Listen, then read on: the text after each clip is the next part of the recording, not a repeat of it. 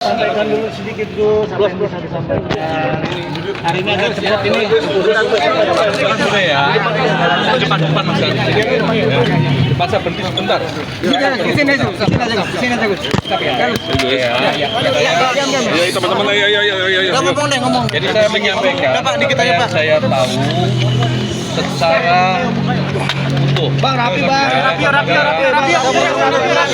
Ngomong nih. Wah, diam dong. Diam. Gus, tadi finalisasi dulu dari negara Gus. Ya, kalau soal materi tolong ditanyakan ke penyidik langsung ya. Saya nggak bisa menyampaikan. Rapi. Ya. Awas. Sambil jangan mundur. Awas. Teleponnya lewat mana ini? Woi. Jatuh. Ayo berhenti. Sama kur ya Gus? Aduh. Gimana ini? Gus. Gimana ini? Ya Gus, berdiri Gus. Ngomong aja Gus. Berdiri Gus. Tadi pakainya Gus tadi Gus. Gus, gimana nih Gus? Jangan dorong Mas. Gus, Pak Dito mengatakan bahwa udah siap buat ditahan Gus ya. Sambil Tidak ada hubungannya sambil mundur. kuota haji, tapi terkait investasi. Jalan mundur, Pak. Gus di mana sih Gus? Kayak nggak kelihatan. Tapi udah siap Gus ya. Gus ngomong Gus. Ya, sambil mundur ya. Ayo Gus, kasihan. Gus, ayo ngomong Gus. Pas saya Gus ya. Sambil mundur. Haji cara mau kamu. Gus, mana Gus? Gus nggak kelihatan Gus. Ya. Ayo Mas. Sambil jalan mundur. Ya, sambil jalan mundur Mas. Ayo.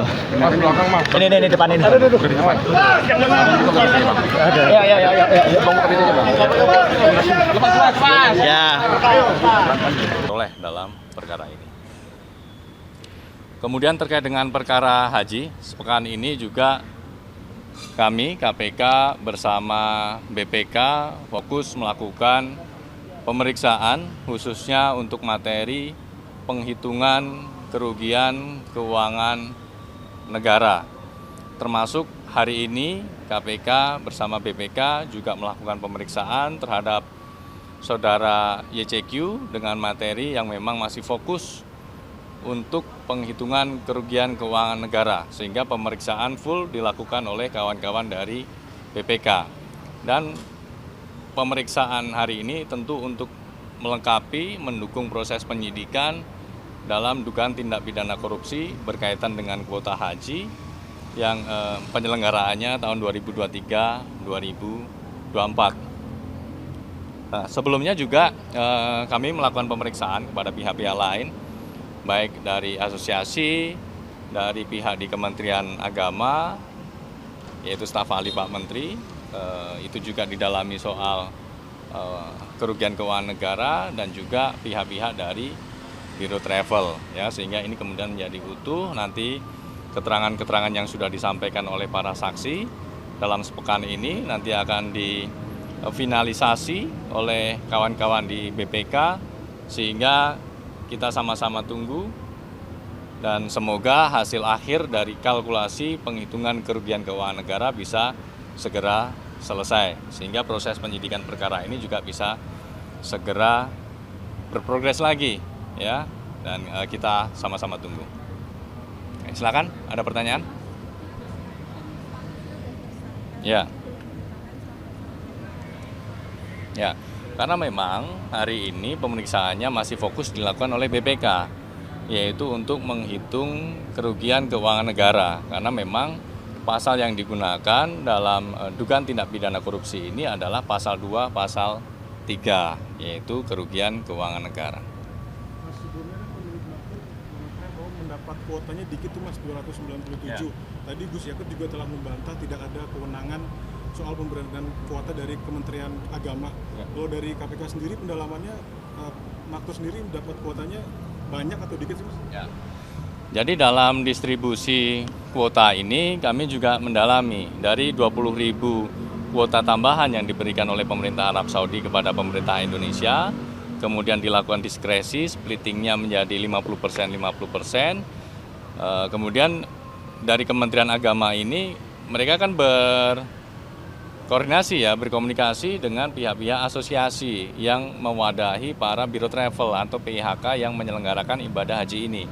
Kemudian distribusinya di sana, dilakukan di para asosiasi ini kepada para biro travel yang ujungnya nanti ada dugaan aliran uang atas jual beli kuota yang dilakukan oleh biro travel ini kepada oknum-oknum di Kementerian Agama, termasuk juga jumlah kuota yang didistribusikan ya kepada para biro travel ini beragam ya. Tentu ini juga masuk materi penyidikan, mengapa jumlahnya beragam, nah, itu masih terus kita dalami ya, jumlah-jumlahnya demikian, termasuk juga selain tambahan kuota, kita juga mendalami soal percepatan-percepatan yang dilakukan ya, karena PIHK atau Biro Travel itu kan juga sudah punya di awalnya ya, kan sudah ada para calon jamaah yang sudah mendaftar begitu ya, yang tentu dalam ibadah haji khusus kan juga ada antreannya, meskipun tidak sepanjang pada ibadah haji reguler yang waktu tunggunya bisa sampai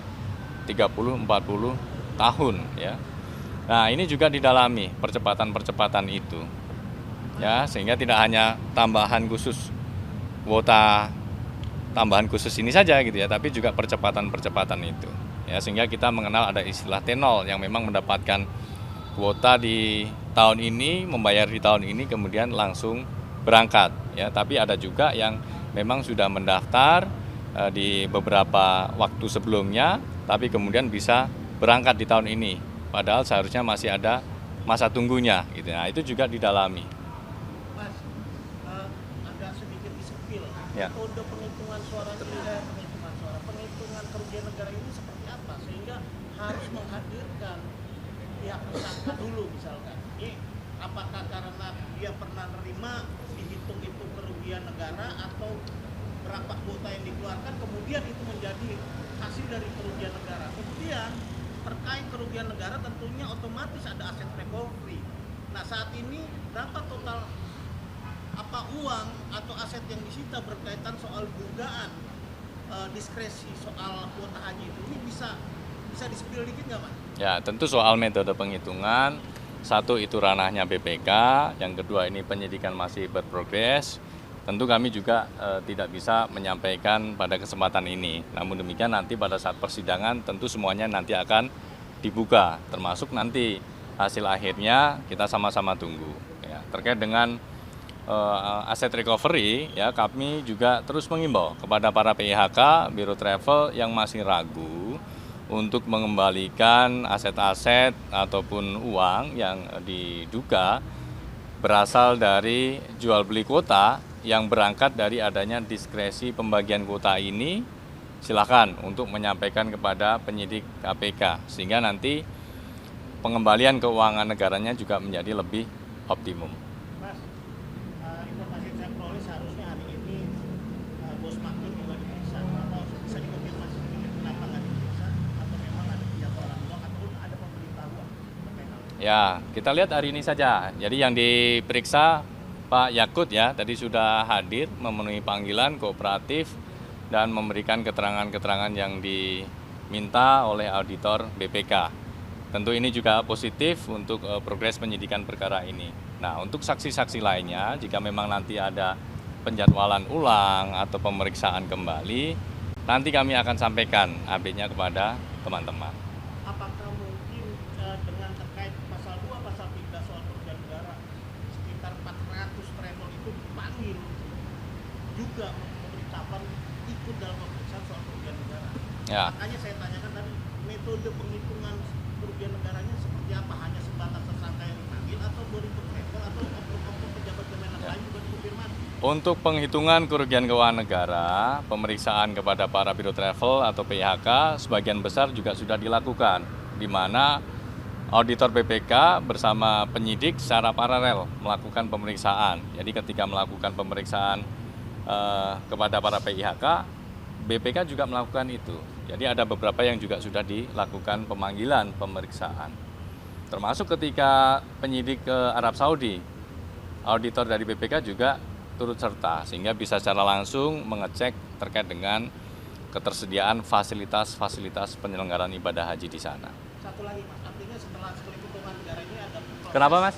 Setelah penghitungan negara ini rampung, artinya dalam waktu dekat akan dilakukan penahanan terhadap 2 tersangka yang dijerat dengan pasal 2 pasal 3 tadi. Gitu. Ya, kita tunggu. Jadi begini, pasca seluruh penghitungan kerugian negara itu tuntas dilakukan oleh kawan-kawan BPK, nanti KPK mendapatkan laporan resminya, hasil akhir kalkulasi PKN-nya atau penghitungan kerugian keuangan negaranya itu untuk melengkapi berkas penyidikan. Tentu progres berikutnya adalah bisa dilakukan penahanan, kemudian nanti bisa segera limpah juga dari penyidikan ke penuntutan, sehingga nanti kemudian berproses di persidangan. Ketika di persidangan semuanya terbuka, jadi masyarakat bisa mengakses informasinya, dakwaannya, fakta-fakta persidangannya seperti apa. Termasuk juga nanti ketika di persidangan, majelis hakim misalnya meminta untuk menghadirkan saksi, untuk bersaksi, ya itu juga bisa terbuka, bisa diakses informasinya oleh masyarakat. Waktunya sendiri ada tenggat waktunya, ngasih deadline-nya kapan penghitungan BPK harus selesai? Ya ini masih terus kita tunggu, ya kan hari ini baru selesai dilakukan pemeriksaan terhadap Pak Yakut, nanti tentu akan dilakukan analisis oleh tim, ya akan dihitung untuk melengkapi dari keterangan-keterangan yang sebelumnya sudah diperoleh dari saksi lainnya.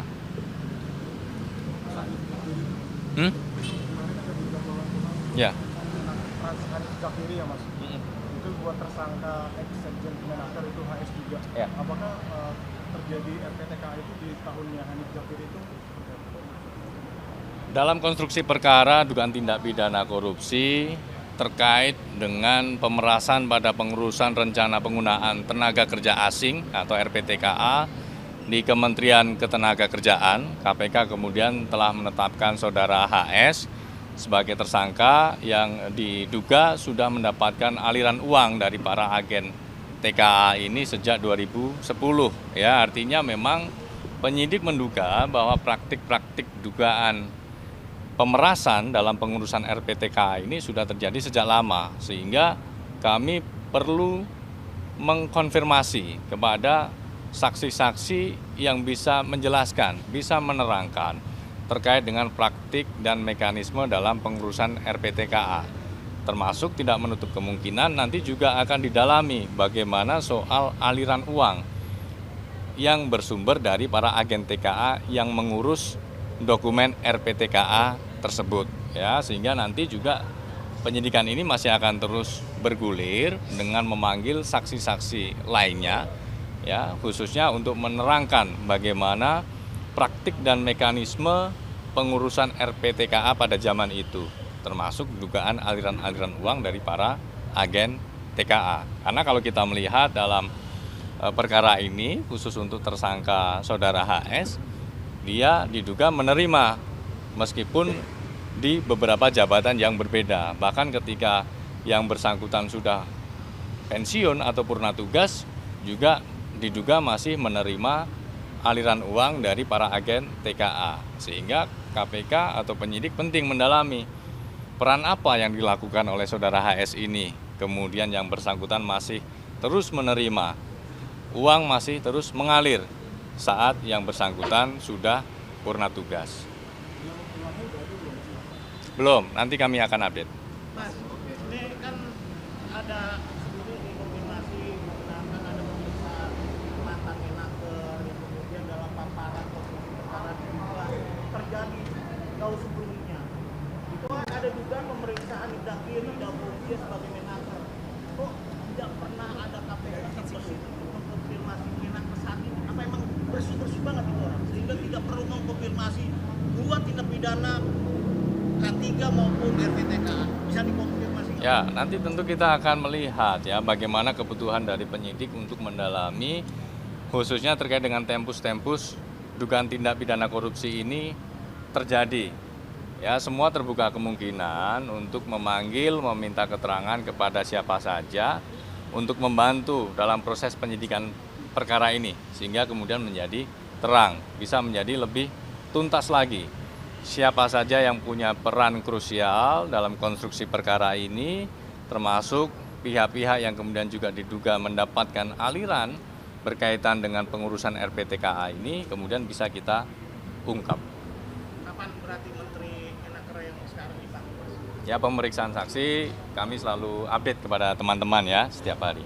Sedikit soal BJB tadi Mas, sekarang kan BPK sudah perampungan tadi ya. Kemudian sekarang bergeser. Oh belum. Tadi menyebutkan kalau sudah bergeser ke peran gubernur begitu. Ya, Nah, artinya kan ini paralel ya.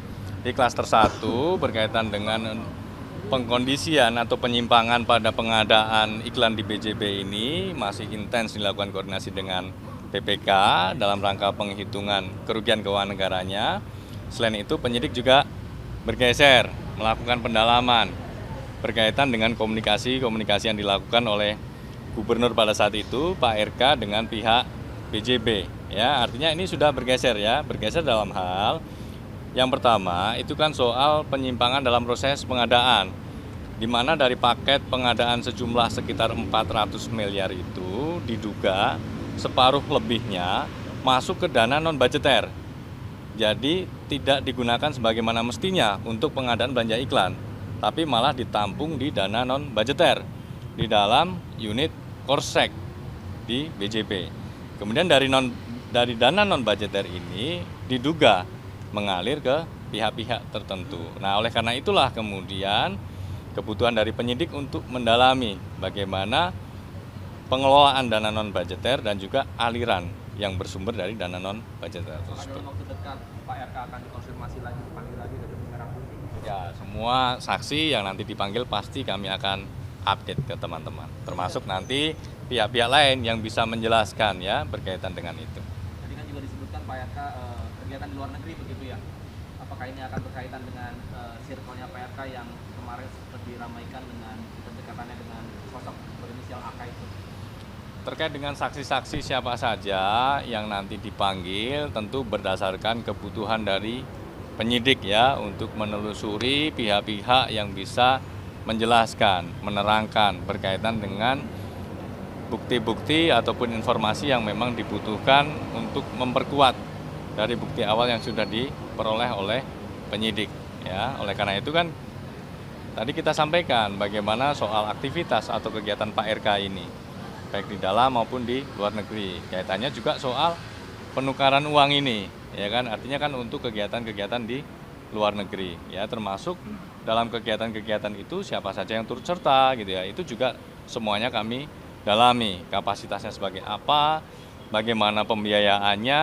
Nah, nanti ujungnya adalah dari mana sumber pembiayaan tersebut, kan kira-kira seperti itu, ya konstruksinya. PPATK bilang ada tambang ilegal yang aliran uangnya sampai 1.000 T. Ada koordinasi juga sama KPK nggak? Nanti kami akan cek ya soal itu.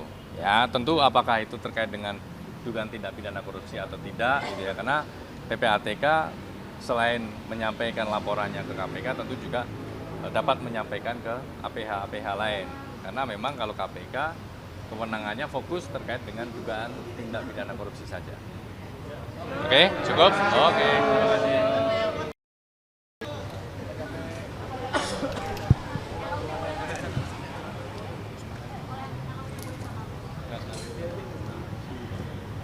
Udah cukup, udah banyak. Terima kasih. Sama-sama Mas. Sorry Mas, ini dipilih ya, maaf. Iya, nggak apa-apa Mas. Makasih Mas Budi.